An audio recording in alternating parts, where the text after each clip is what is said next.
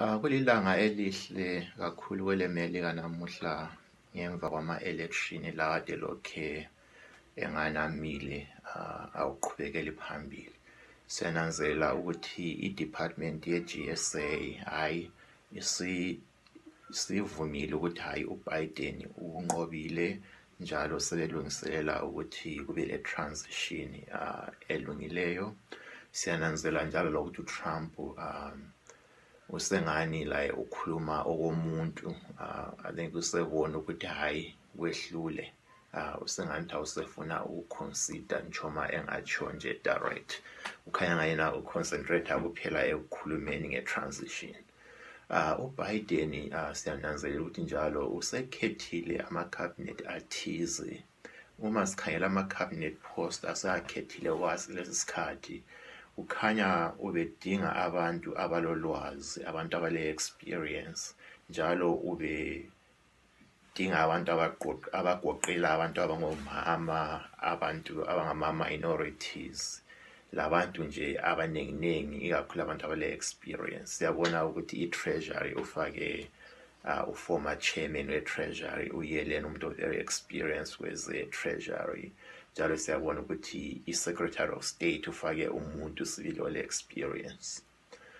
Lo John Kerry siyabona ukuthi ufakiwe endaweni enhle kakhulu eze-environment. Uma ngiyakhangela lokhu, mina njenge-American citizen, yinto enhle eyenzakeleyo. Ngibona ngathi ayinto ezasibisela endaweni lapho kumele i-America ibe khona. Into enhle kakhulu ngecabinet le ayikhethileyo, icabinet elohlonzi kakhulu. Uma ngikhangela ku foreign affairs, nxa ngikhangela kwamanye ama-countries ama-country aseZimbabwe akuma-sanction, ngibona ngathiwa i-cabinet kaBiden, ikakhulu u-Anthony Blinken ongu-Secretary of State, ngibona ngani ngumuntu ozabathwalisa nzima kakhulu, ngoba umuntu obesebenza labo-Biden ngesikhathi be-drafta izidera.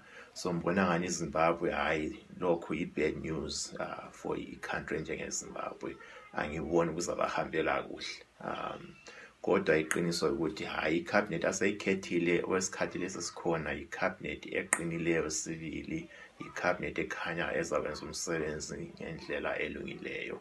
Sesathi sikhangele amanenginengi, amanye ama-post angakakhethwa, ngoba siyananzelela ukuthi akhona silama ambalwa angikhona azakhethwa.